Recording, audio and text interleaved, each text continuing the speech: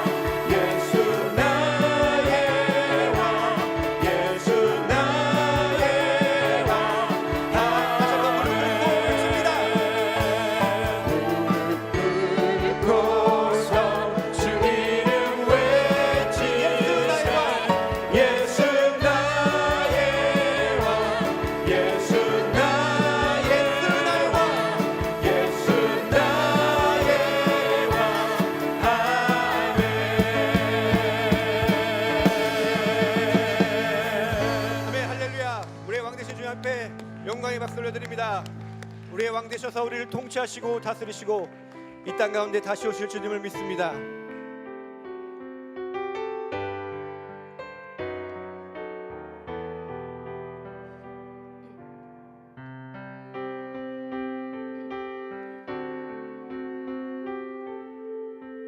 우리의 마음을 들여 찬양합니다.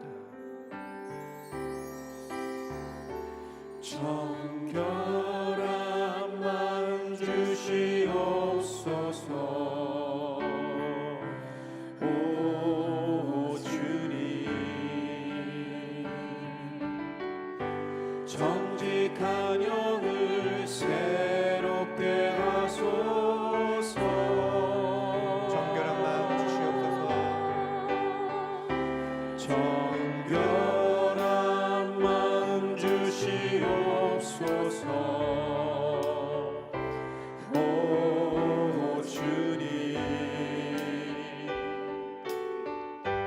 정직한 영을 새롭게 하소서.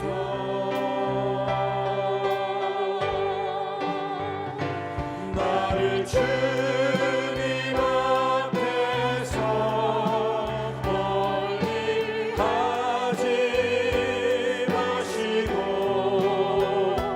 주의 성을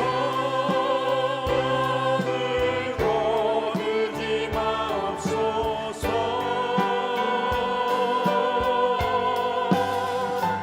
그 구원의 기쁨 다시 회복시키시고 변치 않는 맘 내 안에 주소서. 간절함으로 고백합니다. 나를 주님 앞에서 멀리 마시고 나를 주님 앞에서 멀리 하지 마시고 주의 성령을 거두지 마옵소서.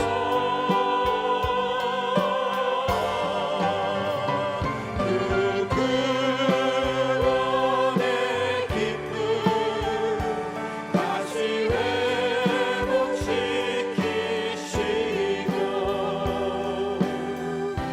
변치 않는 맘 내 안에 주소서.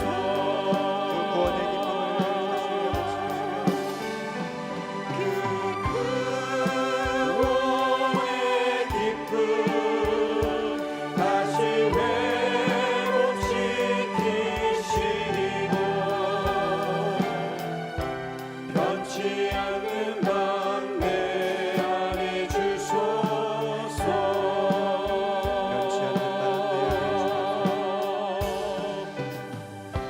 변치 않는 맘 내 안에 주소서.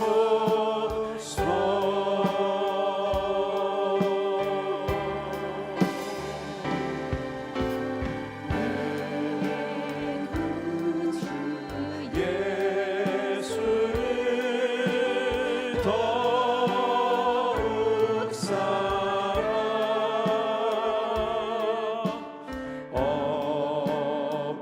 엎드려 비는 말 들으소서.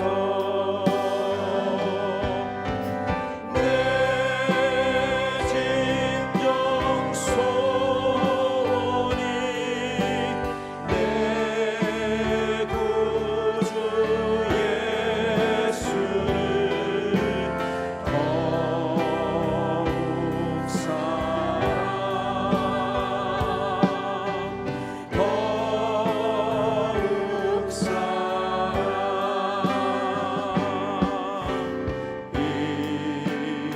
이전의 세상과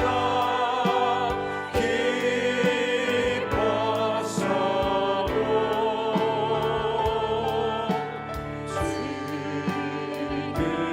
내 기쁨은 오직 예수. 아멘. 단한 내 믿음만 내 구주 예수를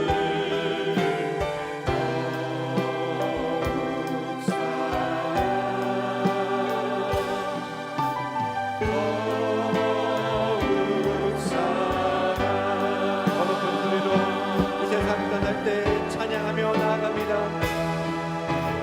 이 세상 떠날 때 찬양하고 숨쉴 때 하는 말 이겨실 때 숨쉴 때 하는 말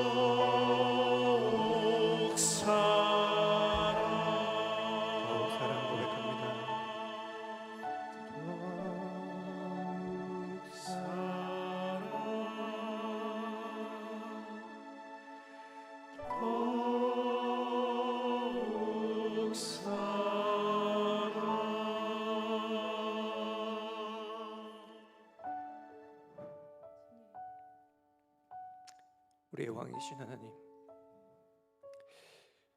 주님의 날에 주님의 형제자매들이 함께 모여 살아계신 하나님을 찬양하며 예배하게 하심을 감사합니다. 하나님, 우리의 마음을 지켜주시옵소서. 너무 부하거나 하느님마다 잘 돼서 하나님을 모른다고 하지 말게 하여 주시옵소서. 너무 가난하거나 하는 일마다 되지 않아서 하나님의 이름이 망령되이 일컬음을 받지 않게 하여 주시옵소서. 풍부할 때나 부족할 때도 내게 능력 주시고 모든 것을 하게 하시는 분이 하나님임을 기억하며 은혜 입은 자로 살아가게 하여 주시옵소서. 아멘. 하나님 말씀을 전하실 김인철 목사님과 함께 하여 주시길 기도합니다. 말씀이 많은 물소리와 같이 우리 귀에, 우리 마음에, 우리 심령의 울림이 되게 하시고 아멘. 생명의 양식이 되게 하여 주시기를 기도합니다. 아멘. 하나님, 주님의 말씀을 들을 때에 주님을 만남으로 인한 삶의 변화가 일어나기를 기도합니다. 아멘. 삭개오처럼, 바돌로메처럼, 베드로처럼 주님이 우리 안에 오심으로 인해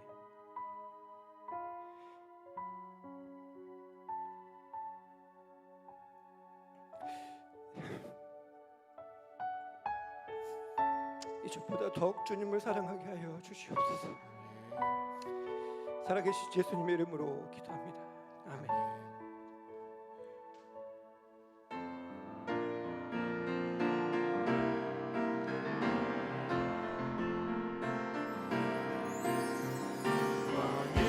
왕이신 나의 하나님,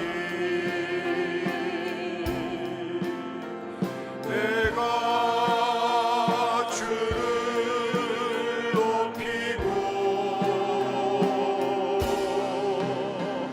영원히 주의 이름을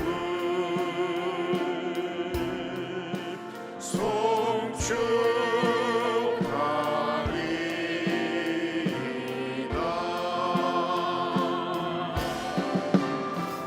왕이신 나의 하나님, 내가 주를 높이고 영원히 주의 이름을 송축하리이다.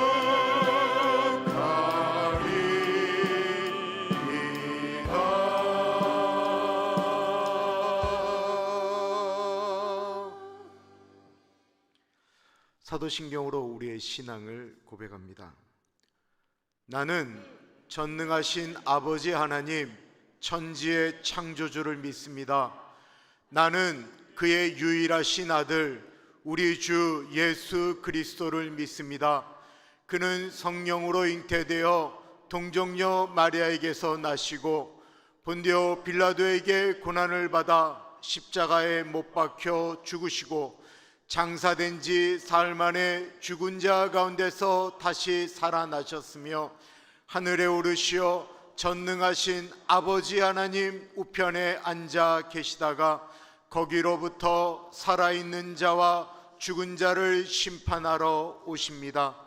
나는 성령을 믿으며 거룩한 공교회와 성도의 교제와 죄를 용서받는 것과 몸의 부활과 영생을 믿습니다. 아멘. 그 자리에 앉겠습니다.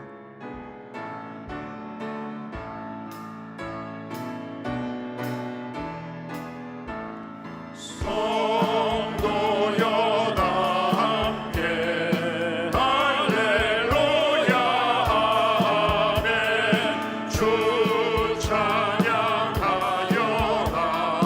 할렐루야 아멘.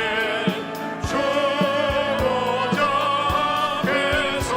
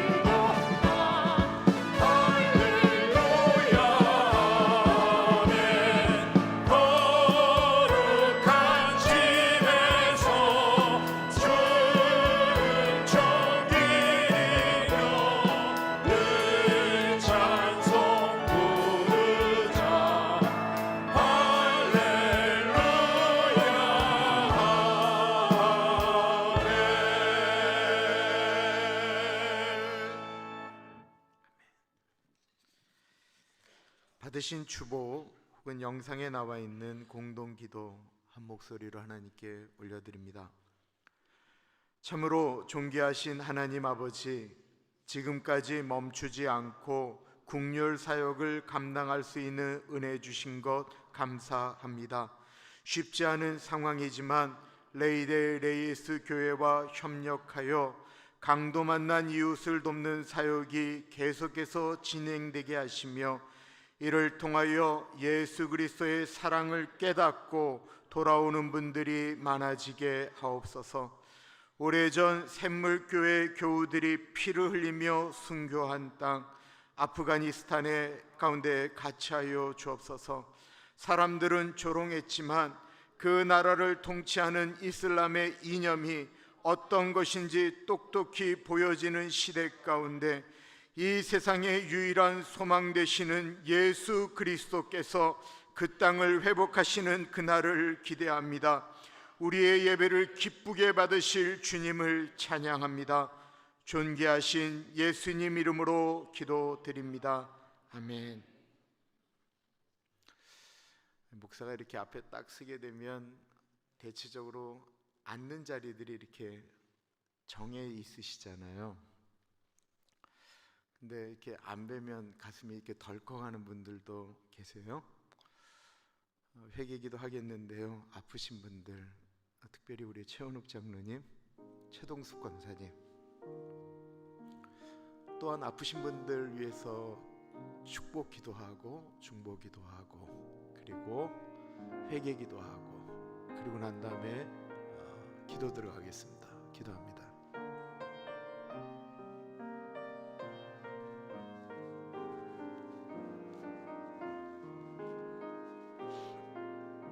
존귀하신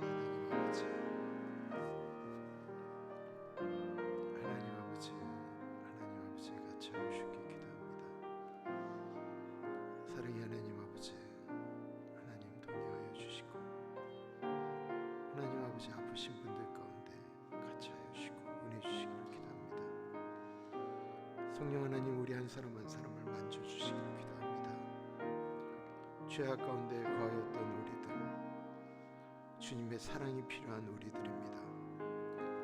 성령 하나님 같이 하여 주시기를 기도합니다. 주님 같이 하여 주십시오.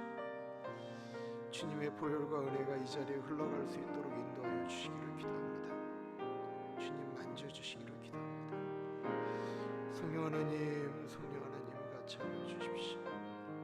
하나님 동행하여 주옵소서. 아버지 말씀하여 주옵소서. 주님.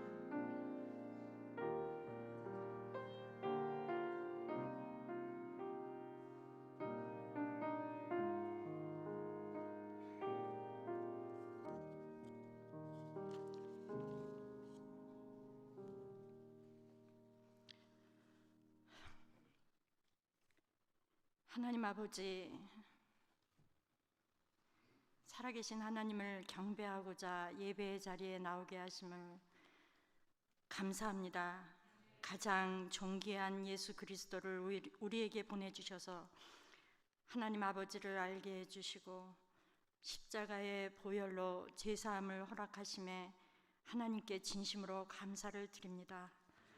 한 주간 살면서 감사할 것밖에 없었음에도 불구하고 게으른 모습, 연약한 모습, 좁아진 마음들, 강팍한 마음들, 환경을 바라보며 상심한 마음들이 감사보다 더 많았음을 고백합니다. 성령을 따라 살지 못했고, 주야로 말씀을 묵상하지 못했고, 육신의 소욕을 따라 살다 보니 하나님 나라의 소망의 믿음을 견고히 하지 못했음을 고백합니다. 예수님의 이름으로 용서를 구합니다.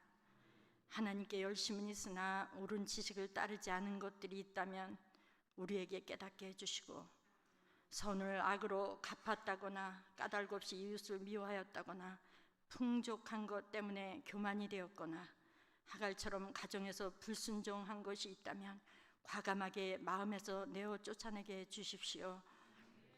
교회에 소금이 너무 많다고 하십니다. 세상으로 흘러 보내야 하는데 우리에게 세상은 어디입니까? 하나님에 대한 갈망이 왜 사라지고 있습니까? 살아계신 하나님을 향한 믿음은 왜 세상에게 빼앗기고 있습니까? 부유한 것 때문에, 넉넉한 것 때문에 천국에 대한 사랑이 식지 않게 하시고, 그분 앞에 설 때에 변명하지 않도록, 죄값을 치르지 않도록 거룩함으로 준비할 수 있도록 우리를 말씀 앞에 날마다 점검할 수 있도록 해 주십시오. 밤마다 눈물로 침상을 적시는 성도님이 있습니다. 근심으로 말미암아 영혼과 몸이 쇠약해진 성도가 있습니다. 병약함으로 뼈가 떨리며 영혼에 부르짖는 성도님이 있습니다.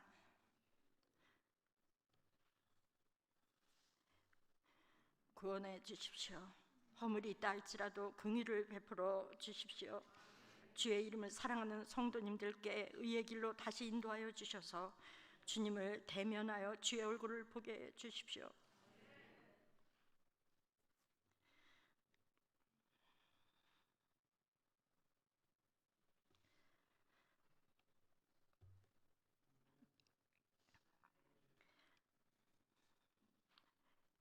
아프가니스탄의 고통을 아시는 주님, 애매한 생명들이 죽어가고 있습니다. 얼굴을 다 가리지 않았다 해서 총살을 당하고 여자아이들이 성놀이개로 동물취급을 받고 있다는데, 주님, 그 나라에도 우리에게 아낌없이 주신 예수 그리스도의 빛을 보내주십시오. 포로된 자, 갇힌 자에게 누임을 허락하여 주시옵소서. 그 나라에서 흘리고 계신 하나님의 눈물을 볼 수 있게 해주십시오. 당신의 통한 마음을 우리에게도 부어주십시오. 그 일이 이 나라에 안 일어난다는 보장은 없습니다. 우리 모두에게 긍휼을 베풀어 주시옵소서. 이 시간 우리 모두 주님의 말씀 앞에 있습니다. 말씀이 육신이 되어 우리 가운데 계신 주님, 살아계심을 나타내 주옵소서.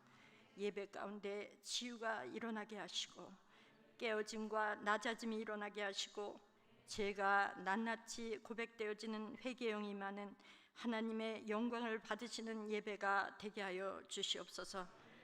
김인철 목사님께 성령의 충만함을 주셔서 말씀이 성령을 통해 우리에게 임재하여 주시옵소서. 지금도 동일하게 만왕의 왕으로 살아계신 하나님으로 자정하신 예수 그리스도의 이름으로 기도합니다.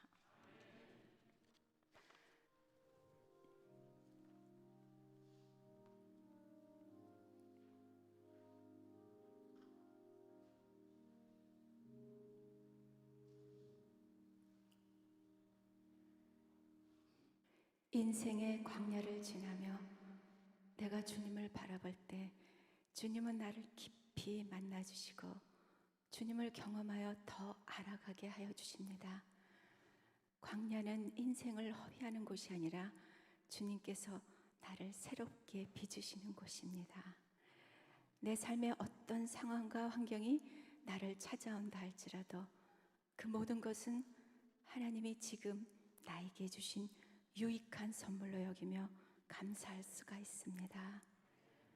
인생의 광야를 지나며 나를 통하여 주님의 뜻이 이루어지고 주님만이 드러나시기를 간절히 사모합니다.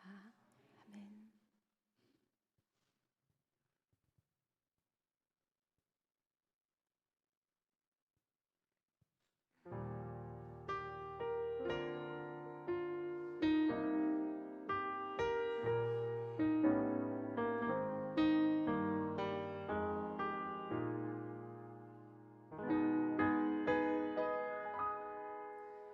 왜 나를 깊은 어둠 속에 홀로 두시는지, 어두운 밤은 왜 그리 길었는지, 나를 고독하게. 다시 처음부터 들어주시겠어요? 좀 반주가 튀었습니다. 죄송합니다.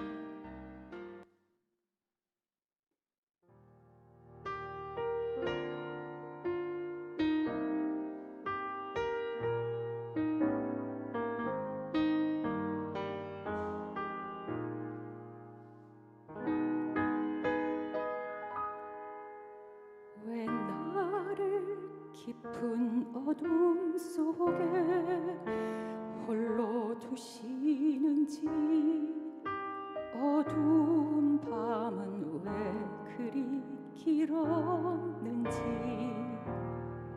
나를 고독하게 나를 낮아지게 세상 어디도 기댈 곳이 없게 하셨네.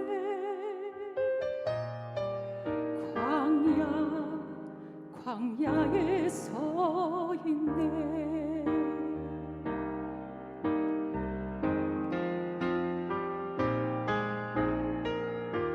주님만 내 도움이 되시고 주님만 내 빛이 되시는 주님만 내 친구 되시는 광야 주님 손 놓고는 단 하루도 살 수 없는 곳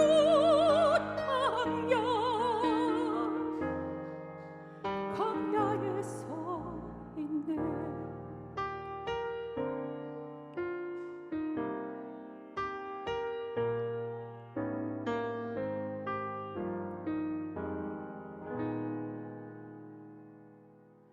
왜 나를 깊은 어둠 속에 홀로 두시는지 어두운 밤은 왜 그리 길었는지 나를 고독하게 나를 낮아지게 세상 어디도 기댈 곳이 없게 하셨네.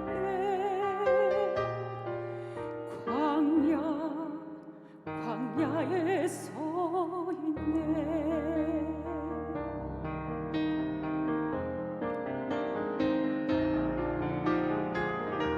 주님만 내 도움이 되시고 주님만 내 빛이 되시는 주님만 내 친구 되시는 광야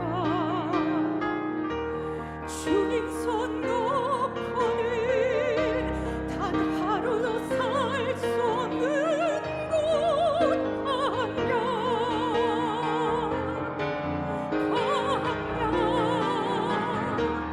주께서 나를 사용하시려 나를 더 정결케 하시려 나를 택하여 보내신 그곳 광야 성령이 내 영을 다시 태어나게 하는 곳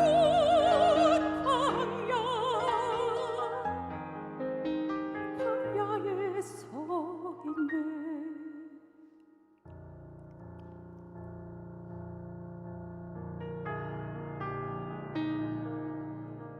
내 차가 산산이 깨지고 높아지려 했던 내 꿈도 주님 앞에 내어놓고 오직 주님 뜻만 이루어지기를 나를 통해 주님만 드러나시기를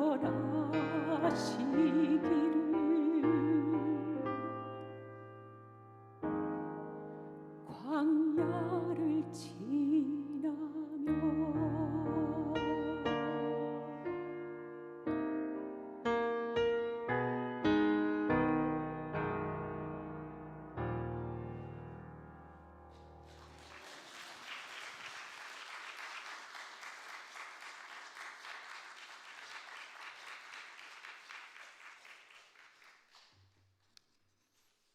장미경 집사님 고맙습니다. 저 찬양 좋아하는 분들이 참 여럿 계신데 저 찬양이 우리 교회 간증이 있는 찬양이에요. 네, 너무 감사해요. 혹시 이삿짐이 다 왔나요? 네. 장미경 집사님은 이번 주에 이제 이삿짐 정리하고 떠나시고요. 그리고는 그 어머님 필정씨를 남겨놓기로 했어요. 그래서 외롭지 않도록 여러분들이 좀 잘 부탁드립니다. 마스크 꼭 착용해 주시면 감사하겠습니다. 다음 주 예배 시 작은 불꽃 헌금 드립니다. 작은 불꽃 헌금은 어려운 분들을 위해서 사용되어지고요. 오늘 오전 11시 30분에 구목회실에서 정기 당회가 있습니다. 정대원 장로님께서 진행하고 계시는 성막 성경 공부가 오늘 예배 후 11시 40분에 있습니다. 성경이 읽어지네 신약편 성경 공부가 줌으로 매주 목요일 오전 10시에 진행되고 있습니다. 커피 브레이크 성경 공부를 다음과 같이 줌으로 진행하고 있습니다. 박준걸 장로님, 웬디 집사님에게 문의하시면 되겠고요. 매주 화요일 국률 사역에 도움의 손길이 필요합니다. 근데 많이 오시면 도리어 좀 그렇고요. 요즘 한 5명, 6명 정도가 우리가 후딱 하면 한 2시간 정도에 다 끝나는 것 같아요. 저 유리에 신청해 주시면 감사하겠습니다. 8월 28일 오는 토요일 오전 9시 남전도의 주관으로 교회 대청소를 합니다. 그때 레이디 레이에스 교회는 예전처럼 이렇게 바닥 청소, 친교실 청소를 하고요. 저희는 지금 교회에서 여러분들이 갖다 놓으신 물건들을 좀 정리를 좀 하려고 합니다. 저희 교회에서 대표적으로 하는 성경 공부는 커피 브레이크고요. 그리고 외부에서 하는 또 다른 성경 공부가 하나 있는데 BSF라고요. 바이블 스터디 펠로우십 이런 성경 공부가 있는데 산타나에 있는 여성들을 위한 클래스가 9월 13일 월요일 오후 7시부터 줌으로 하이브리드로 진행되어집니다. 근데 이게 이제 영어를 같이 사용하고 하기 때문에 한국에서도 같이 조인한다고 그래요. 김근영 사모님께 문의해 주시면 되겠습니다. 오늘 요절 말씀은 마태복음 4장 19절 말씀인데, 마태복음 4장은 예수님께서 사역을 하시기 전에 먼저 뭐 하시죠? 40일 금식하셨어요. 그리고 나서 사단의 시험을 받으시죠.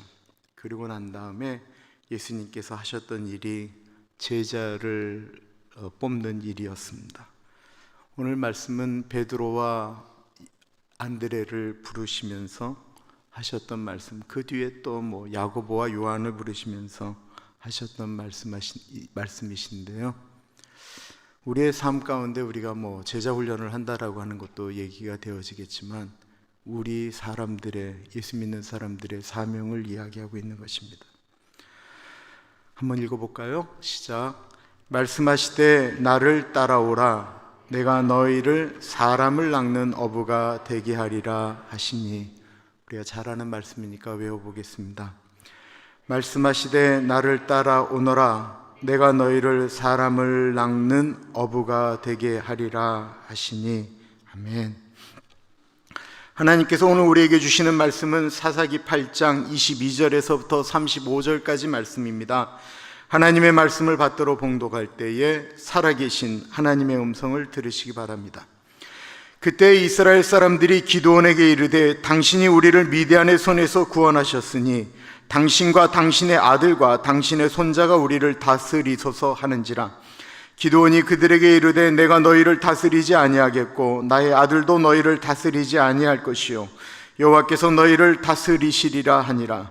기드온이 또 그들에게 이르되 내가 너희에게 요청할 일이 있으니 너희는 각기 탈취한 귀고리를 내게 줄지니라 하였으니, 이는 그들이 이스마엘 사람들이므로 금 귀고리가 있었음이라. 무리가 대답하되 우리가 즐거이 드리리다 하고 겉옷을 펴고 각기 탈취한 귀고리를 그 가운데에 던지니, 기드온이 요청한 금 귀고리의 무게가 금 1700세겔이요 그 외에 또 초승달 장식들과 패물과 미디안 왕들이 입었던 자색 의복과 또 그 외에 그들의 낙타 목에 둘렀던 사슬이 있었더라. 기드온이 그 금으로 에봇 하나를 만들어 자기의 성읍 오브라에 두었더니 온 이스라엘이 그것을 음란하게 위함으로 그것이 기드온과 그의 집의 올무가 되니라. 미디안이 이스라엘 자손 앞에 복종하여 다시는 그 머리를 들지 못하였으므로 기드온이 사는 40년 동안 그 땅이 평온하였더라. 요아스의 아들 여룹바알이 돌아가서 자기 집에 거주하였는데 기드온이 아내가 많으므로 그의 몸에서 낳은 아들이 70명이었고 세겜에 있는 그의 첩도 아들을 낳았으므로 그 이름을 아비멜렉이라 하였더라. 요아스의 아들 기드온이 나이가 많아 죽음에 아비에셀 사람의 오브라에 있는 그의 아버지 요아스의 묘실에 장사되었더라.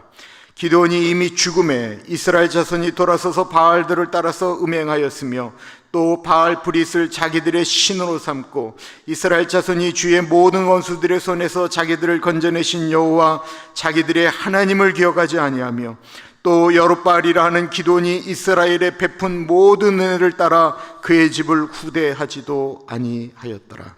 아멘. 2001년도에 김은이라고 하는 소설가가 칼의 노래라고 하는 소설을 내놓았습니다. 이 소설은 임진왜란 때 왜적을 물리쳤던 충무공 이순신 장군을 1인칭 시점으로, 그러니까 이순신 장군이 자신이 이렇게 소설을 써나가는 것처럼 기록한 내용입니다. 근데 이 첫 칼의 노래가 시작은 어디서부터 시작되어지냐면 이순신 장군이 모함을 받아서 오늘날의 그 경찰, 검찰청 같은 곳에서 아주 심한 고문을 당하는 의금부에서 나오면서부터 이야기가 시작되어져요. 여기에 그 이순신 장군의 죄목이 이렇게 나옵니다. 조정을 능멸하고 임금을 기만했으며 조정의 명령을 따르지 않았다. 이 죄목은 임진왜란 때 왜적을 끊임없이 물리치고 바다를 지키고 있었던 이순신 장군을 모함한 원균이라고 하는 사람에 의해서, 아니요, 사실은 우리가 그렇게 알고 있지만 그게 아니었습니다. 모든 조정에 있는 임금이와 모든 신하들이 다 이 이순신 장군이 미운 거예요. 당시 왕이었던 선조는 한양을 버리고 멀리 북쪽으로 도망을 갔습니다. 그는 수도를 버렸습니다. 조정 대신들은 너무 무서워서 그 왕을 호위하러 간다라고 이야기하면서 다 그 집과 모든 것들을 버리고 다 도망갔습니다. 백성들의 가슴 가운데 저런 나쁜 왕이 있나, 저런 나쁜 신하들이 있나 라고 생각하는데 단 한 사람, 이순신은 백성들의 존경을 받는 거예요. 그 이순신이 왕부터 너무 미웠어요. 너무 싫었어요. 칼의 노래라고 하는 건 칼이 춤을 추는 거예요. 그때 조선의 왕과 신하들의 칼은 적군인 왜적을 향하고 있었던 것이 아니고 바로 이순신을 향하고 있었던 것입니다.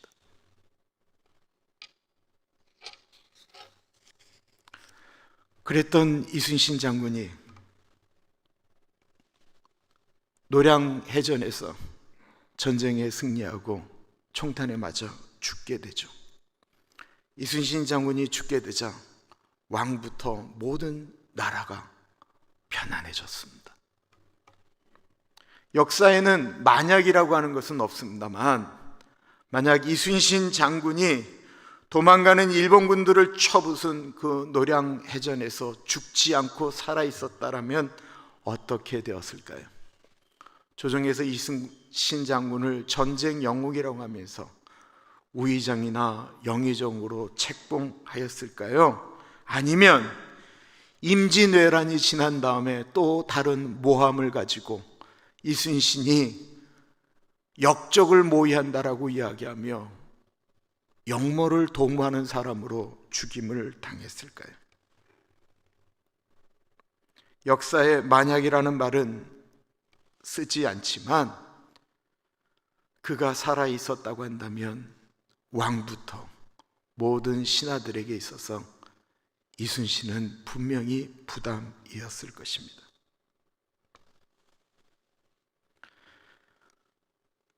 배 12척을 가지고 명랑이라고 하는 곳에서 대승을 거둔 이순신 장군이 부담스러웠습니다. 당시 일본은 패전하여 도망가는 와중에 조선에 있는 대신들과 평화협정을 맺고 있었습니다. 조용히만 보내주면 우리가 갖고 있던 이 보물 다 조선에 남겨주고 가겠다라고 이야기하고 있을 때였습니다. 그런 와중에 너무 감사하게도 이순신 장군이 노량해전에서 전사한 것입니다. 어떻게 해서든지 이순신을 끌어내리려고 했던 사람들에게 더 이상 고민거리가 없어졌습니다.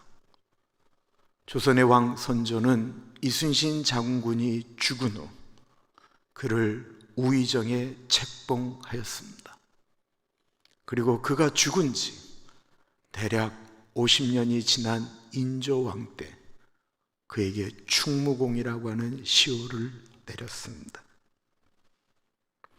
소설가 김은희 쓴 칼의 노래는 죽으려고 애쓰는 사람처럼 이순신 장군을 묘사하고 있습니다. 어쩌면 그의 죽음이 다행이었기 때문에 더 이상 조선에 있는 칼은 춤추지 않았다라는 것입니다.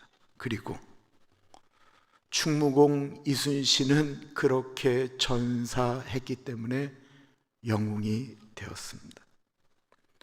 오늘 성경에도 차라리 이순신 장군처럼 전쟁에 승리하고 죽었더라면 더 나았을 뻔했던 사람이 나옵니다. 누구일까요? 미디안과의 전쟁에서 승리한 기드온입니다. 자리가 사람을 만든다라고 말을 합니다. 기드온을 보면 딱 그랬습니다. 처음에 이스라엘 사람들이 고통스러워 하나님께 우리를 좀 미디안의 손에서 살려달라고 이야기할 때 하나님이 그 기드온을 부르셨지요. 그때 기드온을 부를 때 그의 모습은 겁쟁이였습니다. 두려움에 떨고 있었습니다. 미디안 사람들이 볼까봐 밀타작을 포도주 틀에서 하던 그런 비겁하고 겁에 질린 사람이었는데 그가 진짜로 하나님의 말씀에 순종하자 그는 어느새 그 자리에 걸맞는, 사사라고 하는 그 자리에 걸맞는 큰 용사가 되어 있었습니다. 처음 300명을 데리고 13만 5천 명의 대군과 무려 450대 1로 싸울 때 너무 두려워서 기드온은 하나님께 묻고 또 묻고 또 묻고 또 묻고 또 묻고, 그리고도 너무 무서워서 적진에 몰래 들어가서 적군들이 무슨 이야기를 하는지 그 얘기를 듣고 아, 이들이 하나님을 두려워하는구나 라고 알고는 그때서야 전쟁을 치루었습니다. 그러던 사람이 전쟁에서 승리하게 되자 달라지기 시작했습니다. 소위 말하는 자리가 사람을 만들기 시작했던 것입니다. 두려움에 떨던 모습은 간데가 없고 미디안의 두 왕을 칼로 쳐서 죽인 늠름한 모습으로 사람들에게 나타납니다. 기드온의 모습에는 어느 누구도 대들 수 없는, 아니 말대꾸조차 할 수 없는 위엄과 힘이 엿보이고 있습니다. 그리고 그 기드온의 좌우에는 미디안 군사 마지막 15,000명까지 다 칼로 죽인 용사 300명이 피를 뒤집어 쓴 채 피범벅이 된 모습으로 기드온을 지키고 있었습니다. 기드온의 모습은 불과 며칠 전 에브라임 지파가 기드온이 승리를 한 다음에 그에게 찾아가서 왜 우리를 전쟁을 치를 때 처음부터 우리를 부르지 않았느냐, 왜 네가 뭔데 네 마음대로 하느냐 라고 이야기하고 시비를 걸 때 미안하다고, 당신들이 공을 다 세우지 않았느냐라고 얌전하게 이야기하던 기드온의 모습은 이제 없습니다. 너무 배가 고파 나를 따르는 사람들에게 떡을 좀 달라고 부탁하던 그 부족한 기드온의 모습도 이제는 없습니다. 사람들은 듣고 보고 있었습니다. 기드온이 얼마나 악착같이 쫓아가서 미디안의 마지막 군사까지 다 죽여버렸다라고 하는 사실을. 그리고 떡을 좀 달라고 했대 그것을 거절했던 이스라엘 동포가 살고 있는 숫곳과 분우엘의 사람들을 떡을 주지 않았다고 나중에 승리하고 돌아와서 들가시와 찔레꽃으로 죽을 때까지 때려 죽인 사실을 그들은 보았고 들었습니다. 이제 기드온은 미디안 사람들뿐만 아니라 이스라엘 사람들도 죽일 수 있는 그런 힘 있는 사람으로 이스라엘에 돌아왔습니다. 기드온이 승리하고 돌아오게 되자 이스라엘에 힘 좀 있다라고 하는 사람들, 돈 있는 사람들, 가난한 사람들, 눌린 사람들, 어떤 사람들도 어느 누구 하나 집에 있을 수가 없습니다. 그들이 다 길에 나와서 승리하고 돌아오는 기드온을 맞이하고 있습니다. 전쟁에 지친 기드온의 모습은 피곤하였지만 그의 눈은 이글이글 불타고 있었고 좌우에 있었던 기드온의 300용사들의 창끝에는 목이 잘린 미디안의 왕들의 머리가 달려 있었습니다. 무려 13만 5천 명을 300명이 싸워 이긴 이 있을 수 없는 이 전쟁은 하나님이 같이 하지 아니하시면 절대로 이길 수 없다라고 하는 사실을 그 자리에 있는 모든 사람들이 다 알고 있었는데 기드온을 맞이할 때 어느 누구도 하나님을 찬양할 수가 없습니다. 하나님을 찬양해서는 도리어 안 되는 분위기 가운데 기드온과 300명이 오고 있는 것입니다. 그때 한 사람이 눈치를 보다가 소리를 지르기 시작했습니다. 기드온을 왕으로, 기드온을 이스라엘의 왕으로 모셔야 합니다. 그러자 사람들도 이구동성으로 외치기 시작했습니다.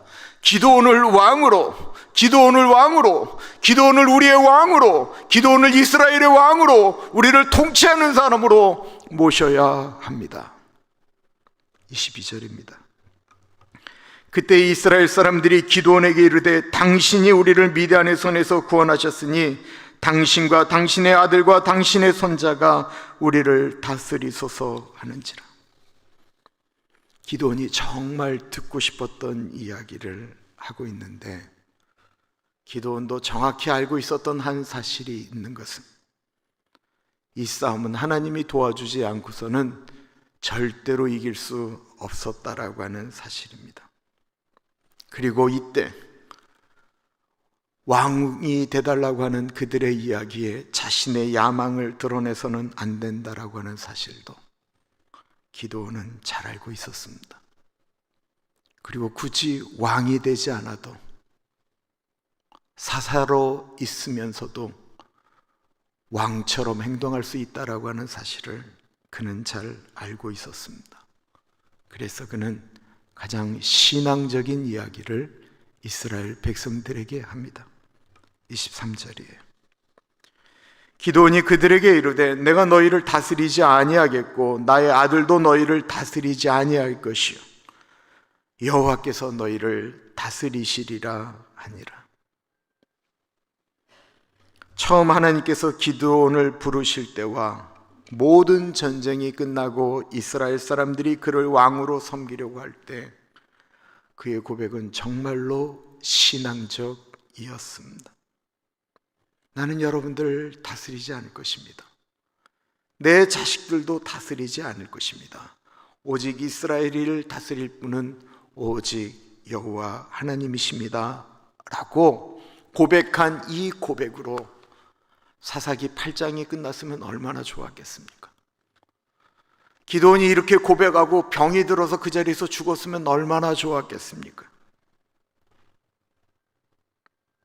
그가 그렇게 은혜로운 연설을 하자 사람들은 더욱 감동을 받게 됩니다. 역시 기드온은 훌륭한 사람이다. 기드온만 사사로 있으면 이 나라는 이제 안심해도 될 것 같다. 그리고는 더 몇 차례 기드온 보고 왕이 되어달라고 매달리다가 기드온이 계속해서 거절하자 사람들은 은혜를 받고 이제는 기쁨으로 집으로 돌아가려고 몸을 돌이켰습니다. 그때 갑자기 기드온이 그 사람들을 향하여 외칩니다. 잠깐! 사람들이 놀라서 뒤돌아서자 기드온의 입에서 이런 이야기가 나옵니다. 그래도 혹시 제가 여러분들을 위하여 이렇게 수고했는데 여러분들 마음에 감동이 오면 그 이스마엘 사람들, 여기서 이스마엘 사람들이라고 하는 건 미디안, 아말렉, 그 사우디아라비아 쪽에서 움직였던 그 사람들을 다 통틀어서 이스마엘 사람들이라고 그랬어요. 그 사람들이 금 귀고리를 목에하고 있었다라고 하는 건 미디안 군사들이 다 금 귀고리를 하고 있었다라는 거예요. 너희들이 그들의 몸, 죽은 사람들의 몸에서 취한 그 금 귀고리만 좀 나에게 다오 라고 이야기했던 것입니다. 그러자 사람들이 기쁨으로 그것들을 내놓기 시작했습니다. 그러나 우리가 잘 알잖아요. 아까운 건 아까운 거예요. 그런데 어느 누가 금 귀고리를 몰래 숨기고 있겠어요? 자기들이 얼마 전에 들은 얘기, 눈으로 본 얘기는 떡 달라고 했는데 떡 주지 않았다라고 돌아와서 사람들을 다 가시로 때려 죽였다라는데 어느 누가 금고리를 안 내놓을 수가 있겠어요? 기드온이 또 그들에게 이르되 내가 너희에게 요청할 일이 있으니 너희는 각기 탈취한 귀고리를 내게 줄지니라 하였으니 이는 그들이 이스마엘 사람들이므로 금 귀고리가 있었음이라. 무리가 대답하되 우리가 즐거이 드리리이다 하고 겉옷을 펴고 각기 탈취한 귀고리를 그 가운데 던지니 기드온이 요청한 금 귀고리의 무게가 금 1700세겔이요 그 외에 또 초승달 장식들과 패물과 미디안 왕들이 입었던 자색 의복과 또 그 외에 그들의 낙타목에 둘렀던 사슬이 있었더라. 기드온이 그 금으로 에봇 하나를 만들어 자기의 성읍 오브라에 두었더니 온 이스라엘이 그것을 음란하게 위함으로 그것이 기드온과 그의 집에 올무가 되니라. 이스라엘 사람들이 기드온에게 준 보물이 어마어마했습니다. 금 귀고리만 무게로 달았을 때 오늘날의 무게로 40파운드가 넘었습니다. 그 기드온은 그 금을 가지고 무엇을 만들면 좋을까 고민하다가 금옷을 하나 만드는데 이것이 바로 제사장들이 제사 지낼 때 입었던 에봇이라고 하는 옷이에요. 이 에봇이라는 옷을 놀랍게도 금으로 만들었습니다. 그리고 그 에봇을 실로라고 하는 지역에서 얼마 멀지 않은 자신이 거주하는 성 오브라에 두었다라고 이야기하고 있습니다. 그러면 기드온은 왜 하나님을 섬기는 제사장들만이 입을 수 있는 에봇옷을 금으로 만들었을까요? 당시 하나님의 성은, 하나님의 성막은 실로라고 하는 곳에 있었어요. 그 실로에서 제사장들은 에봇이라고 하는 옷을 입고 하나님께 제사를 드렸는데 이 실로와 오브라가 정말로 가까운 거리에 있었습니다. 이 기드온은 사람들이 자기를 비껴나가서 실로에서 하나님께 제사 지내고 제사장들에게 하나님께 제사 지내달라고 이야기하는 것들이 싫었던 거예요. 자신이 직접 입지는 않았지만 그 에봇을 실로로부터 자신의 고향 오브라에 둠으로써 사람들이 제사를 지나러 올라가다가 실로까지 가지 않고 우리 전쟁 영웅 기드온이 거하는 그곳에 금으로 만든 에봇이 있는데 우리 거기서 하나님께 제사 지내자라고 했던 것입니다. 금으로 빛나는 그 옷은 기드온의 힘의 상징이었고 하나님이 마치 기드온과만 같이 하고 있는 듯한 믿음을 이스라엘 사람들에게 주었습니다. 사람들은 그 금으로 만든 에봇에 절하고 그리고 돌아와서는 기드온에게 절하는 일들이 발생하였습니다. 미디안의 손에서 해방은 되었는데 다시 하나님께 예배드리는 모습이 망가지기 시작했던 것입니다. 사람들의 욕망은 제사를 지내러 올라왔던 사람들의 열망은 하나님이 아니었고 기드온의 욕망처럼 그들도 다 금으로 변해버리고 말았습니다. 엄밀한 의미에서 오늘날 수많은 사람들이 예수를 믿는다고 하면서 금을 섬기는 것처럼 그들도 분명히 에봇으로 하나님을 섬긴다라고 했는데 그들의 마음 가운데 금이면 최고다라고 하는 생각이 들어오기 시작한 것입니다. 기도는 어느 순간부터 하나님이 무엇을 원하시는지, 하나님이 무엇을 기뻐하는지 생각하지 않게 되었습니다. 더 이상 하나님께 묻지 않아도 오브라에 있는 그 금으로 만든 에봇만 보면 기도는 마치 하나님이 자기와 함께 축복한다라고 하는 착각 가운데 살게 되었다라는 것입니다. 기도는 가끔 금으로 만든 에봇 옆에서 사람들이 모여 있을 때 전쟁 가운데, 미디안의 전쟁 가운데 하나님과 함께 하셨던 이야기들을 놀랍게 간증하였습니다. 분명히 기도는 하나님이 함께 하셨던 역사를 이야기해 주고 있는데 사람들은 이제 알기 시작했습니다. 그가 하나님을 떠난 삶을 살고 있다는 사실을 말입니다. 기도는 권력을 탐했고 황금을 탐했고 쾌락을 추구했습니다.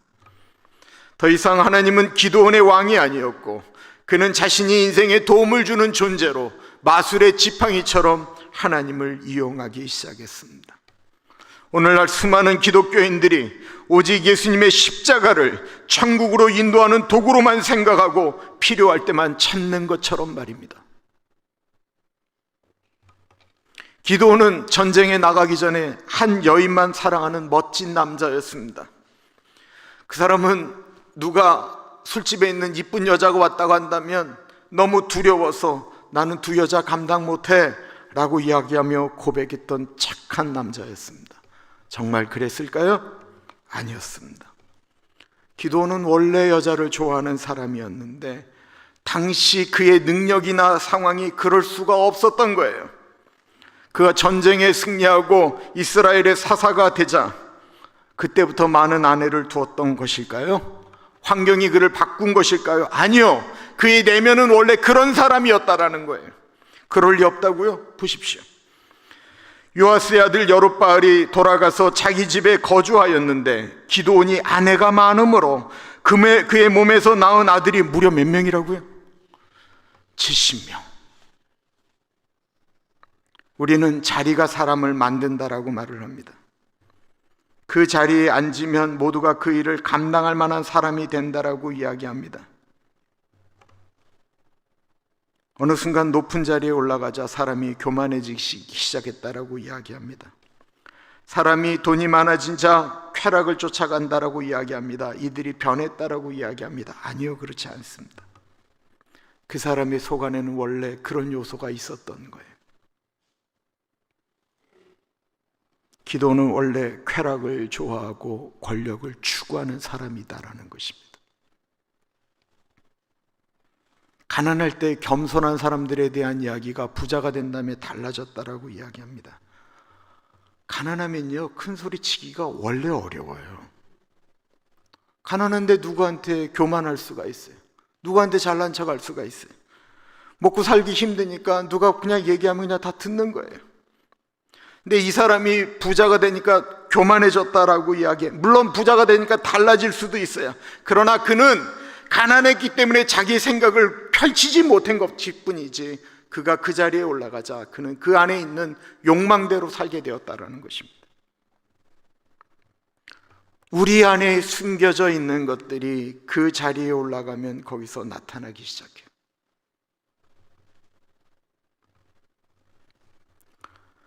이 기드온에게 주어진 축복이 그 집안에 그래서 들어온 그 많은 부가 저주가 되기 시작했습니다. 기드온의 첫 번째 아내에게 있어서 기드온이 사사에 오르고 부자가 된 것은 저주였습니다. 기드온의 얼굴을 도대체 몇 년 전에 보았는지 기억이 안 나는 거예요. 기드온의 아내뿐만 아니라 온 이스라엘의 기드온의 행태는 저주가 되었습니다. 기드온은 이스라엘 남자들에게 돈이 많으면, 힘이 생기면 여자를 몇 명이나 아내로 두어도 좋다라고 하는 생각을 심어 주었습니다. 기도는 자신이 왕이 아니라고 분명히 이야기했지만 자신은 분명히 왕이 된 것처럼 행동하였습니다. 훗날 이스라엘에 큰 아픔을 준 기드온의 아들이 하나 있었습니다. 그의 이름이 아비멜렉입니다. 31절에 세겜에 있는 그의 첩도 아들을 낳았으므로 그 이름을 아비멜렉이라 하였더라. 이 아비멜렉이라는 말의 뜻이 뭔지 아세요? 내 아버지는 왕이다라는 뜻이에요. 멀리 세겜에 있는 첩의 자식에게 기도는 얘기하는 거예요. 너의 왕은 하나님이 아니다. 너의 왕은 나다. 너의 아비가 왕이다라고 이야기했다라는 것입니다. 기드온은 자식들에게 하나님이 아닌 금으로 만든 에봇의 위력을 보여주었습니다. 기드온은 자식들에게 하나님을 섬기는 법이 아닌 황금으로 힘을 갖는 권력을 알려주었습니다. 팬데믹의 마귀가 가장 잘한 것이 있다고 한다면 예배를 우습게 만들었다라는 것입니다. 본인이 온라인으로 예배를 드리다가 유튜브로 예배를 드리다가 마음이 들지 않으면 예배를 꺼버릴 수 있는 능력이 우리의 손에 주어졌다라는 사실을 마귀는 알려주었습니다. 예배를 드리다가 내 마음에 들지 않으면 채널을 바꿀 수 있는 능력이 우리 손에 있다라고 하는 사실을 알려주었습니다. 팬데믹은 내가 예배 시간을 조절할 수 있는 능력을 우리에게 알려주었습니다. 그런데 많은 사람들이 알지 못하는 것이 있습니다. 내가 하나님을 만나는 시간을 조절하듯이 하나님도 나를 만나는 시간을 이제 조절하시겠다라는 거예요. 내가 하나님보다 돈을 사랑하면 사람들이 모르는 것이 있는데 하나님도 우리 자신을 돈보다 더 가치 없게 이야기하시겠다라는 거예요. 내가 하나님을 종종 잊어버리면 하나님도 나를 잊어버리겠다라고 말씀하시는 것을 잊어버렸다라는 것입니다. 그럼에도 불구하고 자신들이 그렇게 예배를 드리면 자신들이 꽤나 괜찮은 그리스도인인 줄 착각하게 만들었습니다. 저희 교회 무지하게 못 사는 분이 한 분 계세요. 우리 교회에서 예배를 드리는 마지막 찬양, 어떻게 하면 내가 만민 중에 주께 찬양하며 감사하며 하늘 위에 있는 주가 온 하늘 위에 높이며 올릴까 점점 고민이 되기 시작했대요. 그렇게 고민하는 어느 와중에 일을 가고 있는데 뒤에서 차가 꽉 하고 들이박은 거예요. 몸이 이렇게 뜰 정도로. 옆에 있는 사람이 너무 놀라갖고 차를 옆에 대고 911 내가 불러주겠다라고 이야기를 했대요. 본인은 일을 가야 되는데 보통 이럴 때 뭐라고 얘기를 해요? 로또 맞았다고 하잖아요. 근데 나와 보니까 그렇게 심하게 들이받쳤는데 차가 별로 문제가 없는 거예요. 자기는 또 일을 가야 되는데 뒤에서 들이받은 분이 나오는데 백인 할머니가 나오시더래. 그때 이분의 마음 가운데 예배 시간에 불렀던 하늘 위의 주가 어떻게 하면 주님 높임을 받으시겠습니까? 할머니에게 나 괜찮은 것 같으니까 그냥 괜찮다고 하고 보냈다고 합니다. 하나님이 지켜주신 것 감사하고 그 간증을 저한테 하는데 얼마나 감동이 되는지 몰랐어요. 그런데 며칠 후에 다시 전화가 왔어요. 목사님, 제가 그때 그냥 보내면 안 됐다라는 거예요. 또 그 얘기를 들으니까 제가 또 얼마나 무서웠겠어요. 몸이 이제 이상해졌나 보다. 몸이 아픈가 보다. 혹시 번전 생각나나? 요즘 돈이 좀 궁해서 그랬나? 라는 생각이 드는데 집사님이 저한테 얘기를 했어요. 목사님, 제가 그때 그 할머니를 그냥 보내면 안 됐어요. 그때 할머니를 붙들고 내가 예수 믿는 사람인데 예수님 때문에 내가 할머니 그냥 보낸다고, 예수님 제발 할머니 예수님 믿어야 된다고, 그거 전하지 못하고 보냈어요.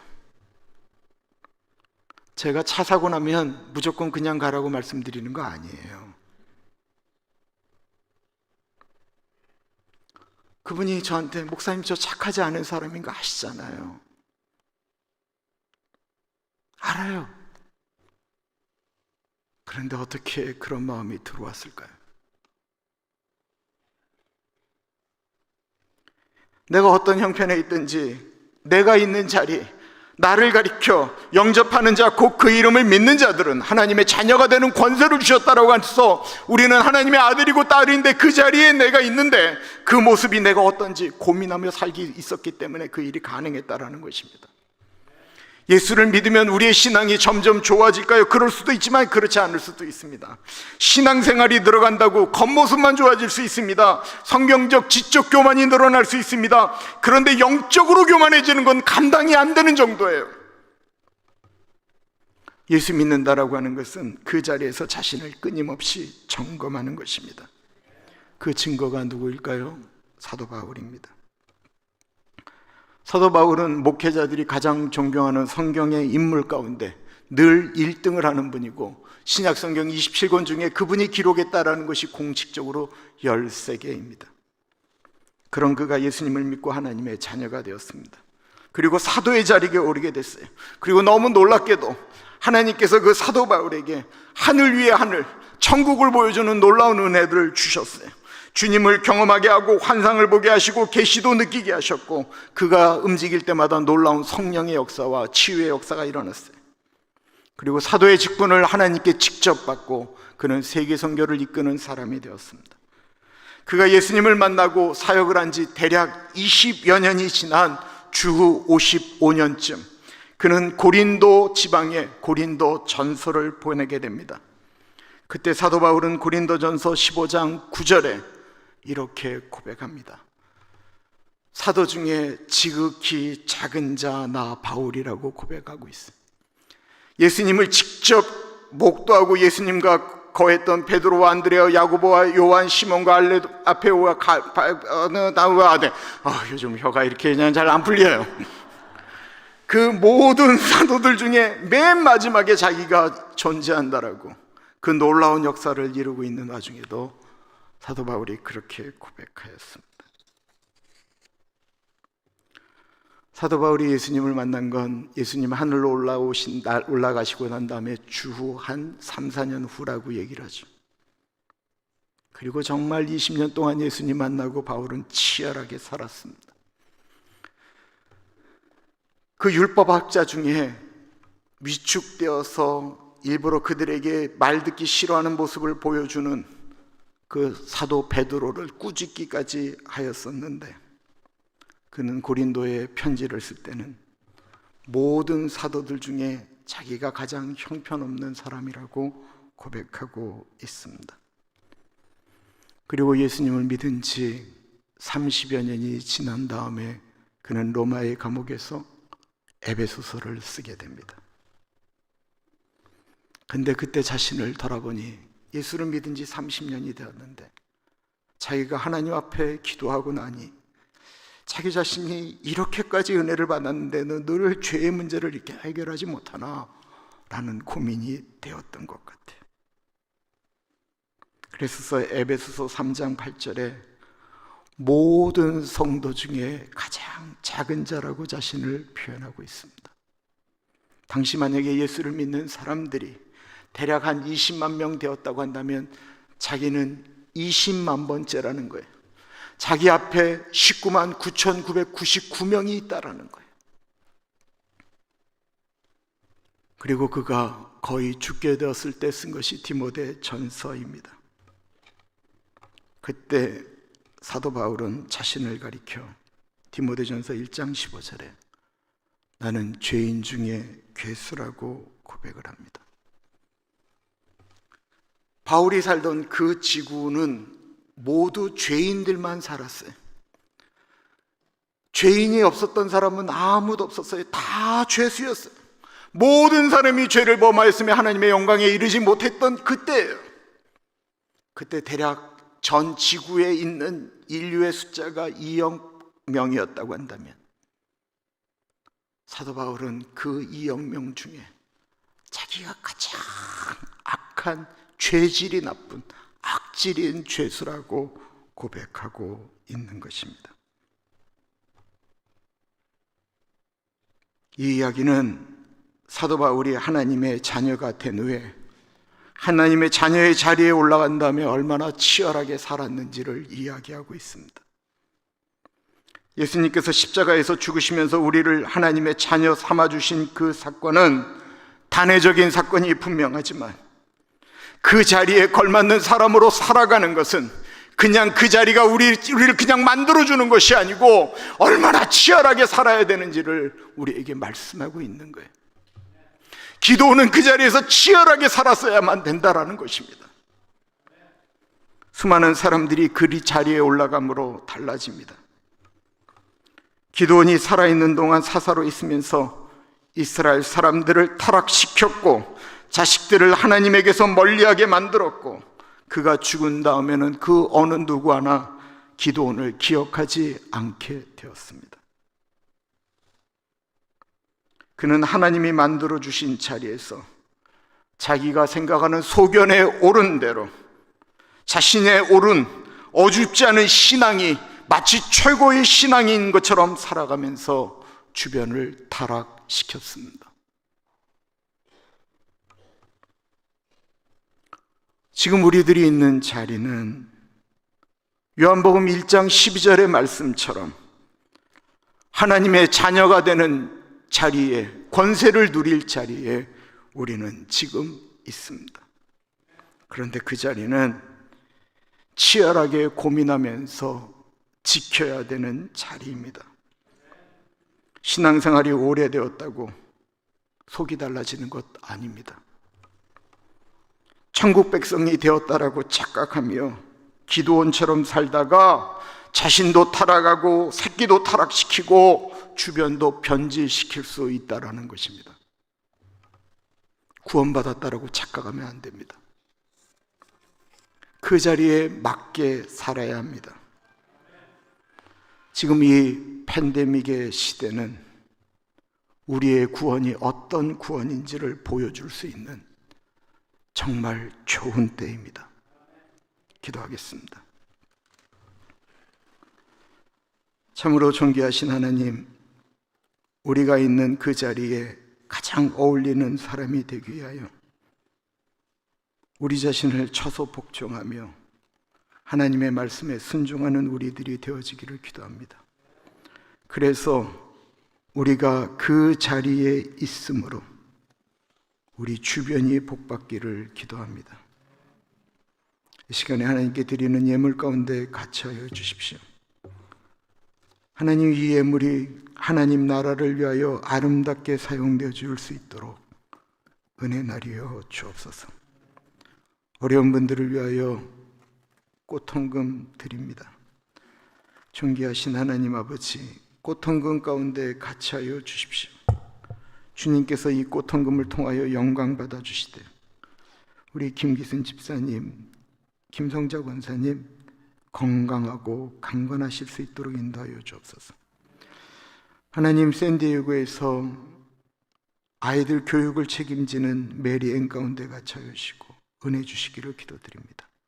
로버트 가운데, 에리카 가운데 갇혀 주시고 선물로 주신 우리 손주들 제시카, 조엔, 스텔라, 하나님의 은혜 가운데 아름답게 거할 수 있도록 하나님 은혜 나리여 주옵소서. 참으로 존귀하신 예수님 이름으로 기도드립니다. 아멘. 그 자리에서 일어나겠습니다.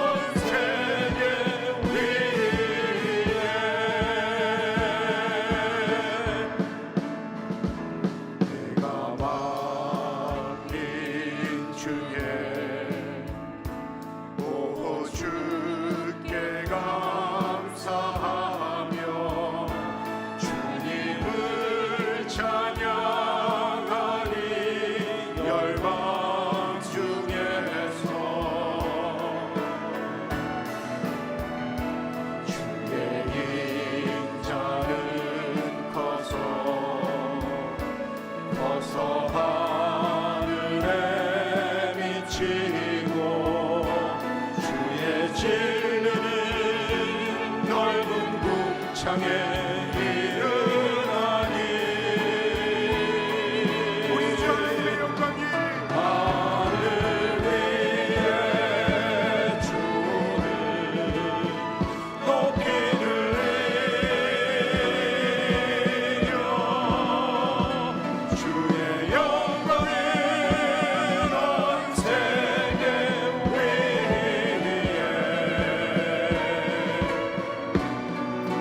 하늘 위에 주를 높이 들리며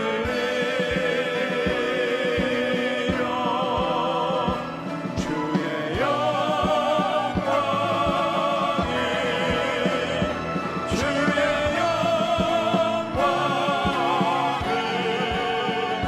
주의 영광이 온 세계 위에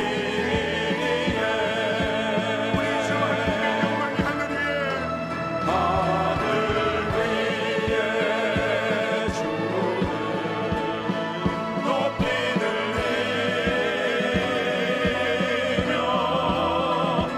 주의 영광을 온 세계 위에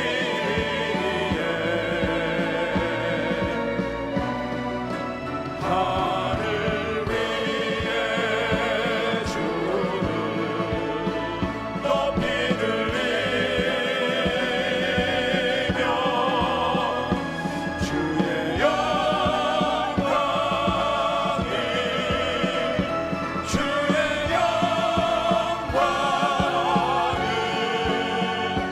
주의 영광이 온 세계 위에 우리 주 하나님의 영광을 찬양합니다. 하늘 위에 주를 높이 들리며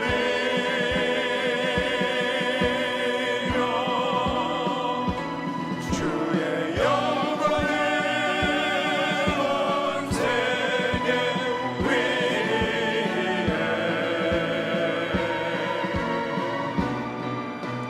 하늘 위에 주를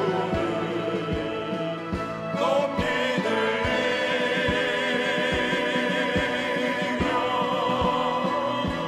주의 영광이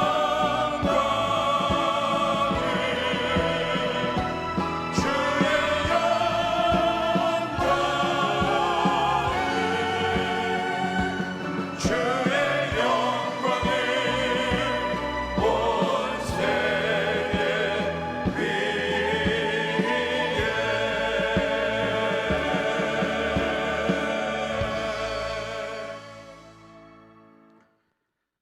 참으로 존귀하신 하나님 아버지, 사랑하는 주님의 백성들이 하나님께서 우리에게 주신 자리, 아버지의 자리, 엄마의 자리, 남편의 자리, 아내의 자리, 자식의 자리, 장로의 자리, 권사의 자리, 집사의 자리, 목사의 자리, 하나님의 자녀가 되는 그 권세를 누릴 수 있는 자리에서 하나님의 사람답게 살아갈 수 있도록 하나님 우리에게 은혜 주시기를 기도드립니다. 익숙해졌다라고 교만해지지 않게 하여 주십시오. 나에게 힘이 생겼다라고 거만 떨지 않게 하여 주십시오. 하나님, 차라리 우리가 교만하여서 우리가 완악하여 지게 되거든 차라리 우리를 쳐서라도 약할 때 강함 되시는 하나님 경험하게 하여 주옵소서. 하나님 아버지, 우리 장미경 집사님 거하는 그곳에서 하나님 찬양으로 은혜 주실 수 있도록 인도하여 주십시오. 항암 치료하는 주님의 백성들, 우리 문금자 장로님, 우리 임 권사님, 우리 유재희 권사님을 비롯한 연약한 분들, 파킨슨과 치매와 노화와 여러 가지 현상들로 힘들어하시는 주님의 백성들, 분명히 이겨낼 것입니다. 믿음으로 고백하지만 연약해지고 있는 우리 박영균 집사님, 하나님 한 분 한 분 가운데 같이하여 주시고 주님의 은혜를 주시기를 기도드립니다. 하나님, 우리 중풍 걸리지 않게 하여 주시고 치매 걸리지 않게 하여 주시고 암 걸리지 않게 하여 주옵소서. 사랑의 하나님 아버지, 수술에 몇 주 만에 오신 분에게 하나님이 주시는 은혜가 치료하는 광선이 더욱더 단단할 수 있도록 은혜 주시고, 이 자리에 모여있는 주님의 백성들에게 하나님 같이 하여 주셔서 하나님의 은혜 붙들고 한 주일간도 넉넉히 살아갈 수 있는 은혜 주시기를 기도드립니다. 온라인으로 예배를 드리는 주님의 백성들 가운데 같이 하여 주시고, 학교에 나가는 우리 학생들 가운데 같이 하여 주시고, 가르치시는 선생님들 가운데 같이 하여 주옵소서. 사랑의 하나님 아버지, 우리 귀한 주님의 백성들이 한 주일 동안 나가서 살아가는 그 현장 가운데 높은 산이 거친 들이 초막이나 궁궐이나 내 주 예수 모신 그곳을 하나님의 나라로 선포하며 그곳에서 하나님의 아들로 따라갈 수 있도록 주님 늘 은혜 허락하여 주옵소서. 지금은 우리 주 예수 그리스도의 은혜와 우리를 너무나도 사랑하셔서 하나밖에 없는 아들을 넉넉하게 보내주신 하나님 아버지 그 크신 사랑하심과 성령 하나님 감화감동 역사 충만 교통하심의 놀라운 은혜가 하나님 나에게 주신 그 자리에 하나님 붙들고 서 있겠습니다 고백하는 사랑하는 주의 백성들 머리 위에 지금으로부터 영원토록 같이 하시길 간절히 축원하옵나이다. 아멘.